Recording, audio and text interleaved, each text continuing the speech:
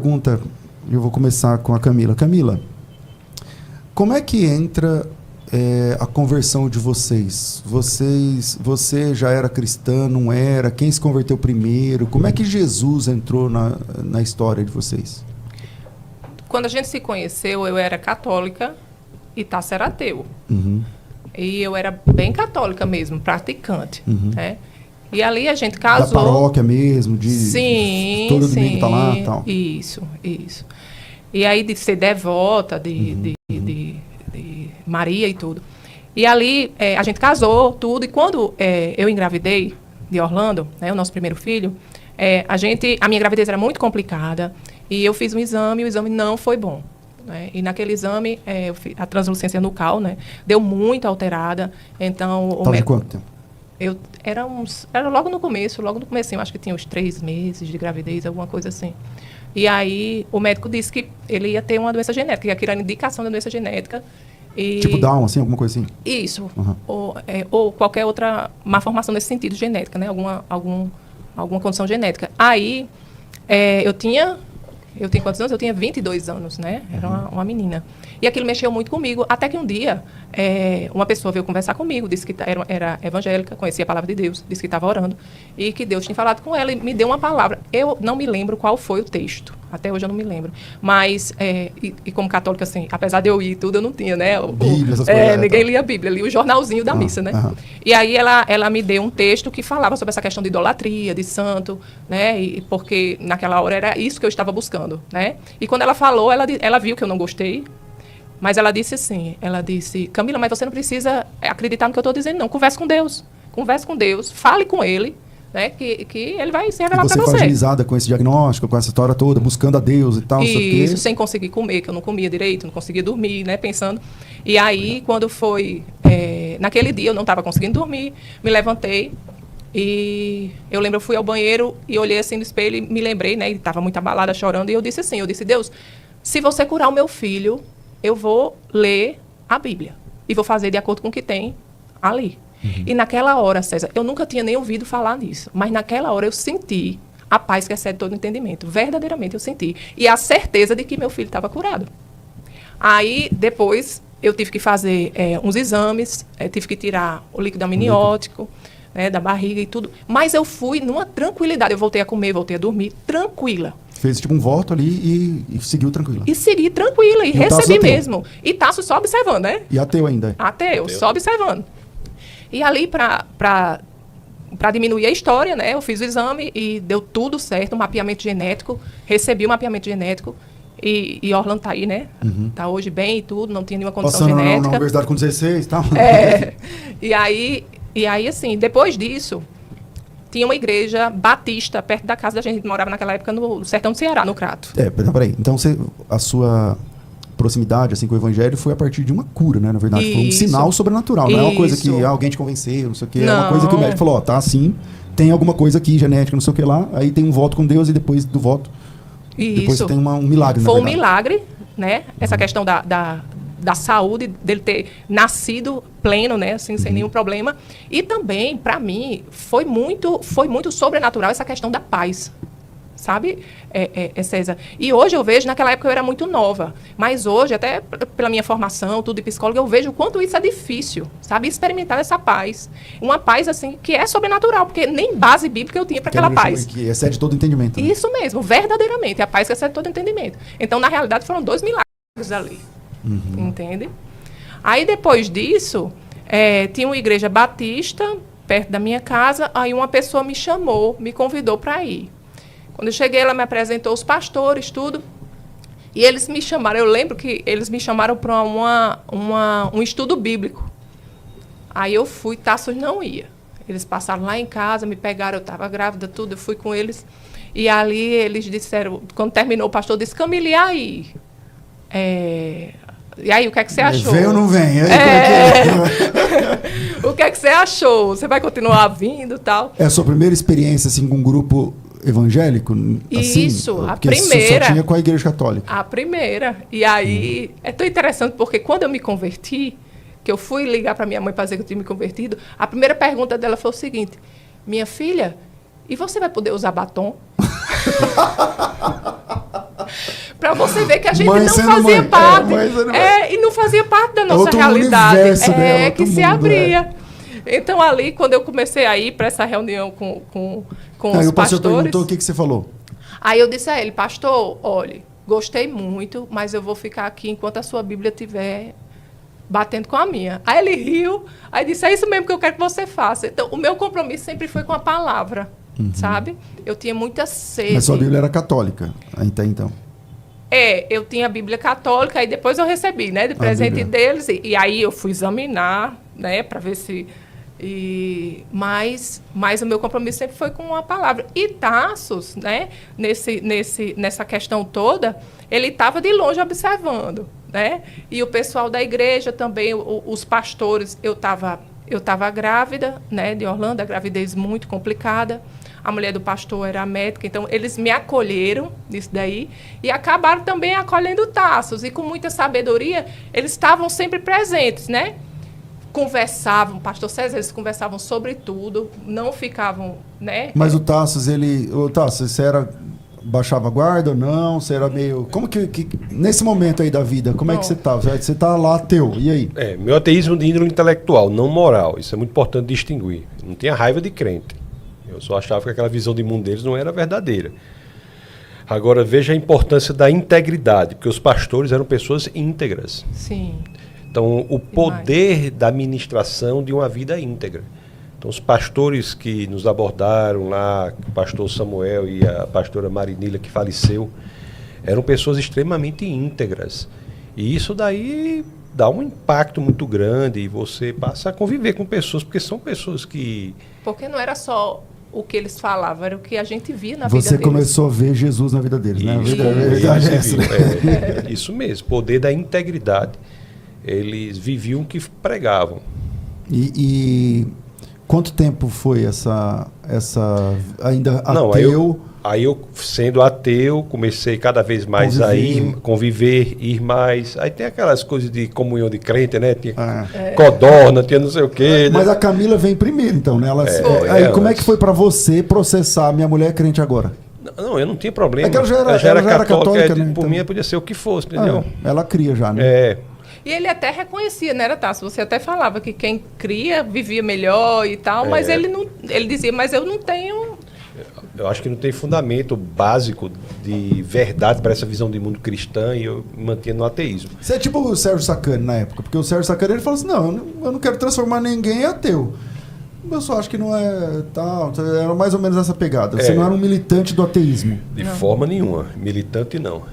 Apenas achava que aquela não era a visão de mundo. Embora eu estudasse ateísmo, eu fiz minha formação acadêmica em ceticismo, lógica. Você já, nesse momento, você já era professor? Já era professor. Na universidade?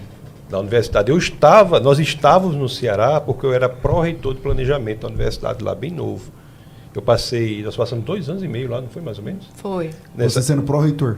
Pró-reitor e professor dessa Universidade Regional do Cariri, Universidade do Sertão do Ceará. No começo da vida a gente foi lá. Eu havia sido professor substituto na Universidade Federal desde 99, aí nesse período a gente foi para lá, eu passei, depois desse período do professor substituto, nós passamos lá 2 anos e pouco, não foi, Camilo? Isso. Foi quando abriu o concurso para a Universidade Federal do Rio Grande do Norte efetivo, para a História da Escultura Ocidental, eu vim fiz e passei, aí foi que a gente voltou para Natal. Então, nesse período a gente estava lá. Então, e esse período, então é tudo Deus, né? Deus mandou vocês para lá para ter e um lugar extremamente idólatra, né? Que tem essa questão do Padre Cícero. Isso, no Cariri. Cariri. Então nós ficamos lá, eu ia aí crescendo em amizade com pessoas com padrão de moralidade muito alto, pessoas inteligentes assim, com integridade na vida. Isso me chamou muita atenção. Demorou quanto tempo para você, quando alguém perguntasse, porque antigamente você perguntava, não, eu sou ateu, tal, não sei o que, tá tudo bem. Aí, mas demorou quanto tempo para você começar a falar, não, eu sou cristão? Isso foi um momento assim eu cheguei até a me batizar, assim, vamos entrar aqui nesse negócio, entendeu?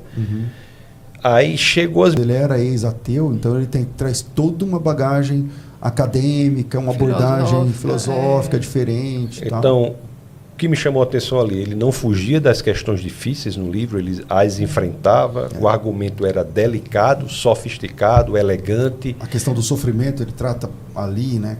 Então, assim, foi muito impressionante. Então, a partir daí, desse livro, eu comecei a ter acesso a outra literatura que eu desconhecia. Norman Geisler, Bill Craig, Ravi Zacharias, que teve no final do ministério uma coisa, mas... Isso mas foi maravilhoso, um apologista fabuloso. Né? Então, esse pessoal diz, meu Deus, existe uma produção extremamente sofisticada que eu não conhecia, mesmo em... Craig. Eu era formado em outras áreas e conhecia os clássicos, mas... McDowell, Josh McDowell. Pelo amor de Deus, é um material muito profundo, né, e sofisticado.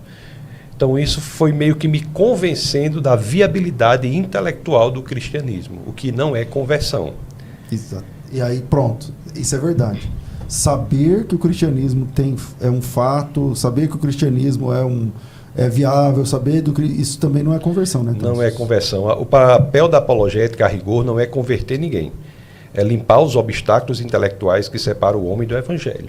É um papel de lixeiro, de gari. É assim que fala, gari? É um papel de gari. Você limpar o lixo que separa o homem do evangelho. E a partir daí o homem fica exposto ao evangelho. E ele consegue enxergar com clareza. Enxergar com clareza. Então, isso que aconteceu. Aí esses livros fizeram esse papel aí. Esse papel. Inclusive. Eu fui ministrado por livros. Outro fator importante para nós veementizarmos aqui é a importância do livro, porque o livro chega às vezes lugares que de outra forma outro meio não chegaria. E é o jeito mais fácil, mais barato, mais rápido, mais seguro de você conversar com as mentes mais brilhantes da história, né? De você, por exemplo, você começa a ler, no terceiro livro que você está no autor, você já começa a ver como o autor vê, você já começa a pegar o jeito dele. Se alguém citar, você fala, isso aí é tal fulano, porque o jeito que ele faz é assim. Então, e pessoas que já haviam morrido estavam ministrando.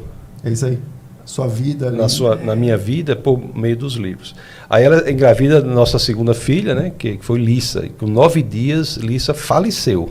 Ela nasceu, 9 dias, o quarto todo arrumado. E qual foi a explicação? Olhe... A gravidez era muito... era um pouco problemática. Eu tive muito excesso de líquido na gravidez. E aí, daquelas que tem que ficar deitado o tempo todo, não? No final, eu tive que ficar de repouso. E aí, quando eu estava com 37 semanas, eu tive que fazer a cesárea de urgência, porque eu estava com risco de ruptura uterina. Caramba. Mas a bebê estava bem. Mas ela estava bem, a placenta estava madura, porque como a gravidez foi muito problemática, a médica já estava esperando que talvez ela fosse nascer prematura. E de quantas semanas? 37, nem é tão prematura assim. Já faz parte de nascer normal, né? Isso. Mas e aí, ela nasceu normal, teve esse problema, tá, mas ela nasceu. Ela nasceu, eu que estava correndo risco de vida, ela estava tranquila, disse, olha, não se preocupe, ela está madurinha, está tudo, né, pulmão dela e tal. E aí, só que aí, quando ela nasceu cansadinha, aí foi para UTI. Tamanho normal, tal. Tamanho normal, ela era enorme, né, ela era enorme. E aí, uma coisa levou a outra, foram aparecendo várias condições, ela se recuperava, outra se recuperava. Mas ela não saiu do hospital? Não. A mãe dela, a mãe e o pai são médicos. A mãe faleceu já, mas eram médicos. Então, no hospital da família dela, a médica da família dela, estou dizendo assim, o maior cuidado que poderia ter. Imagina. Os pais médicos, né? Isso. Aí quando a mãe dela chegou lá... Quando ela faleceu, porque era uma condição, aparecia uma coisa e ela melhorava. Ficava bem daquilo, aí aparecia outra. Aí... pediram para fazer a necrópsia, para saber, né? A gente fez a necrópsia e não foi conclusiva. O pai dela, inclusive, acompanhou, não foi? Foi. Teu pai... Meu pai e um primo meu, que é pediatra também, que tudo médico, acompanhou. Tal. Aí, nesse caso, por exemplo, você teve alta, porque 9 dias você teve alta. Aí você foi embora e ficava ali no hospital o tempo todo. Parece que a hora... 9 dias, mas parece que... Não, é horrível. Você chegar em casa, você sai de casa... com a expectativa de que você vai voltar com o bebê no braço. E você volta sem o bebê e vê o quarto. Isso é horrível. Tendo que ir para lá, todo mundo ir correndo e não sei o quê. E quando chegou a notícia, como é que vocês estavam? Vocês estavam no hospital já? Como é que é? Quando falava, não deu mesmo? Eu tinha... eu tinha ido para o hospital porque eu ficava tirando o leite e levando, né? A gente tinha ido para o hospital umas 8 horas da noite, mais ou menos. E aí tinha voltado para casa, quando deu umas 11 e pouco, aí ligaram do hospital pedindo para a gente ir, né? E ali a gente se olhou, não foi tal, meio que a gente já sabia. Porque quando pede para ir, né? Fala, não fala nada, vem aqui. Aí... E interessante porque naquele dia, quando eu fui deixar, olha as coisas de Deus. Quando eu fui deixar o leite, aí o médico que estava lá, ele disse assim, Camila, a gente já está tirando a sedação. A gente tirou a sedação dela, está esperando ela acordar para tirar o tubo. Então, converse com ela para ver se ela acorda. E ali eu acho que foi Deus que me deu a oportunidade de me despedir da minha filha.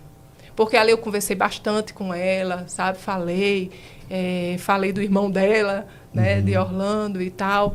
E voltei para casa. Mas você vê que a expectativa era que eu ia voltar, que no outro dia ela ia estar acordada. Ela ia estar acordada. Mas aí eles ligaram. Aí chegou lá, já ia falar, não deu e tal. E, cara, nós estamos falando de que ano que ela nasceu? 2005. E como é que foi? Porque você está começando a caminhar com Jesus, né, naquele começo. Então, tem tudo para ou dar muito certo ou dar muito errado a sua caminhada com Jesus. Como é que foi esse processo, Tasso? Para mim foi assim. Foi um momento muito difícil em que eu senti sobre os ombros o peso da existência.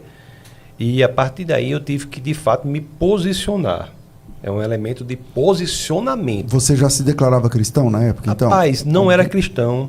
Era ateu, mas eu não... Era convencido. Estava naquele caminho ali. Mas eu não acredito. Lá dentro, você não era cristão. Então, naquele momento, foi quando eu tive de me decidir efetivamente. Eu disse assim, olha, a vida é isso. A vida é pesada, a vida é dura. A vida não faz sentido sem Deus. Não há a menor possibilidade de você entender o processo da existência sem Deus. Tirando Deus da equação. Então eu tenho que me posicionar. Ou eu vou ser ateu mesmo, e seja lá o que for, ou eu vou me posicionar e vou dizer, como Paulo disse na Carta aos Filipenses, capítulo 1, verso 21, viver é Cristo, morrer é lucro.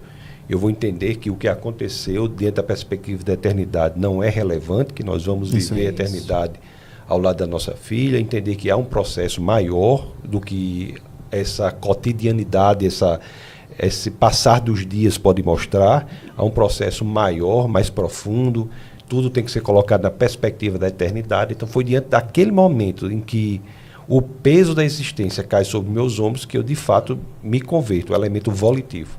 É o que Kierkegaard diz no terceiro estágio de evolução. Você pula no despenhadeiro sabendo que há uma mão que o segurará. Então foi na Mas você tem que dar o salto. Se você não der o salto, você não se converteu. O Kierkegaard diz, a conversão é depois do salto, você vai. Isso mesmo, é um elemento volitivo da vontade, do desejo, da convicção. Então você veja que não é irracional, é sustentado pela razão, mas é mais do que racional. O fato de ser além da razão não quer dizer que é irracional. E quer dizer que é contrário à razão. Então foi na morte da minha filha que de fato eu me converti. Aí, meu amigo, aí pode acontecer o que for, não tem medo mais da morte, não tenho medo de nada. É a genuína conversão. E aí você, no day after dessa perda gigante aí você se fala, não, então beleza, então é isso aqui a vida, então agora eu vou me dedicar para Deus. Isso, você sabe aquela história da conversão que até o C.S. Lewis fala de uma forma muito mais elaborada do que eu poderia fazer. Ele diz, né, você sabe que o sol existe, não é nem tanto porque você olha para o sol, mas é porque graças a ele você vê todas as demais coisas. Então assim, a gente está vendo aqui a mesa, está vendo tudo, o sol está aí. Então, quando você se converte genuinamente, tudo mais lhe parece diferente. Porque agora você... Parece que tem outro olhar agora para a vida, né? Você olha o casamento, a perda, o dinheiro, o ganho, a lucro, a tentação, a perseguição, tudo você ganha outras cores, né? Isso. E de fato a conversão genuína, tentando fugir da religiosidade, a busca profunda pela verdade. Jesus é a verdade, o mundo só faz sentido com Cristo, é o cristianismo que dá sentido às áreas mais importantes da existência, a origem, o destino, a moralidade, o propósito. Então vocês têm basicamente, sei lá, 20 anos seguindo a Jesus. 20 e poucos anos. Aí, 20 anos seguindo a Jesus. Genuinamente, né? E a partir daí, naturalmente, as coisas começaram a acontecer. Nunca foi nada planejado. É lógico que minha mãe, de nós, quem se converteu primeiro foi minha mãe, por uma outra experiência muito importante que ela teve. Ela orava, né, por a gente, tem esse aspecto também de oração de mãe. Quanto tempo antes ela se converteu? Não sei. Nesse... Mas foi antes. Foi antes, tal. Então, assim, minha mãe ficou muito feliz, né? Todo mundo ficou feliz, assim, e de fato as coisas foram acontecendo.